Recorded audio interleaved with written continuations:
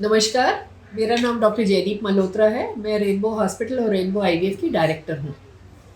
आजकल जैसे आप देख ही रहे होंगे कि कोई भी घर ऐसा बचा नहीं है जिसमें कहीं ना कहीं एक इंसान को किसी किस्म का कैंसर होगा। क्यों बढ़ रहा है इतना कैंसर?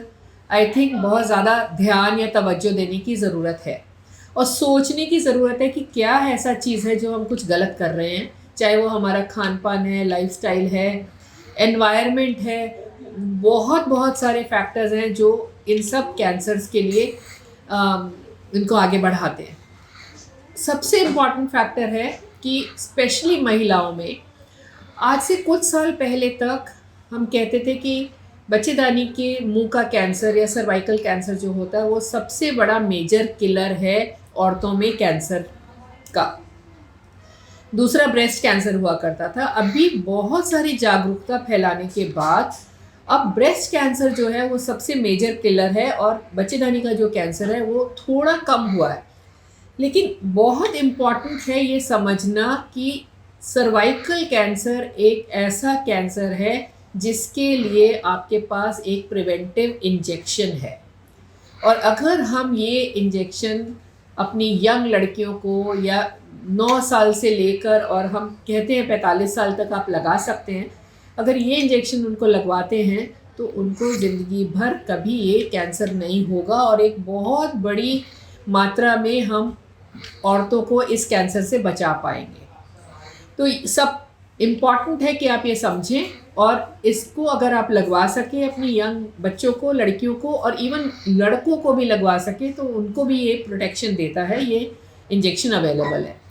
फिर भी ऐसा हो सकता है कि अभी आज से बहुत सारे लोग हों जो ये इंजेक्शन लगाने की स्टेज में नहीं हैं, तो उनको थोड़ी जागरूकता होनी चाहिए कि ये कैंसर जो है स्पेशली इसको हम कैसे डायग्नोज कर सकते हैं या उसके लक्षण क्या हैं।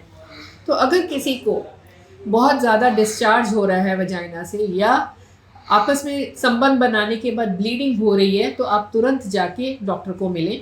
डॉक्टर आपके कुछ टेस्ट कर सकते हैं, जैसे पैप्समियर है जो बहुत कॉमन है, वो तो आपको हर साल एक बार करा ही लेना चाहिए।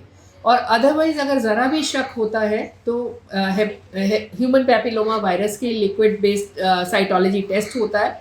अदरवाइज़ कॉल्पोस्कोपी है। तो ये इस तरह के छोटे छोटे से टेस्ट हैं जो आप करा सकते हैं और ये पता कर सकते हैं, अगर बायोप्सी करने की ज़रूरत पड़े तो आप पता कर सकते हैं कि ये कैंसर है या आगे कुछ सालों में बनने वाला तो नहीं है।